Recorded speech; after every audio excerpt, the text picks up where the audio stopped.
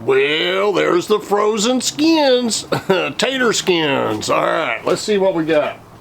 I've already preheated this, and so I'm using a little liner. I like using the liners in there. This is a DeLonghi. Just gonna set them in here. Try not to have them touch. Oh, perfect. We're having pork loin tonight. I'm gonna spray the top a little bit with some olive oil. But the thing about it is, if it had dusty breaded on there, I wouldn't have done this until into the cook.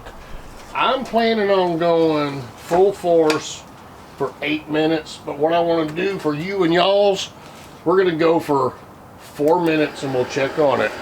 And we'll be right back. All right. Woo! We're at the 4 minute mark. And that right there is what you got. Boy, that one kind of overspun, didn't it? The rest of them look pretty good. Yeah. So it's been on for 4 minutes. For the tater, probably 4 more, maybe 2.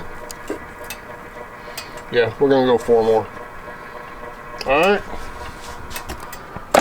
4 more. All right. We are at, that looks pretty good. We are at the 8 minute mark.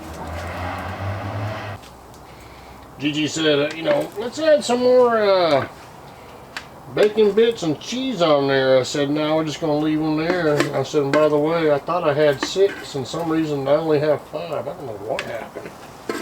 It's Papa. We're going to put that goodness right there. All right. All right, we're going in with this one right here.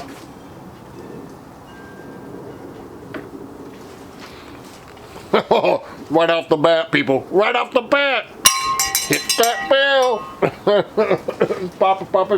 Papa's Kitchen. See you on the next one. Yeah.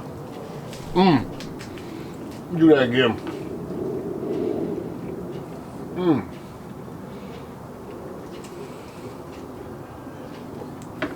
8 minutes, y'all. 8 minutes.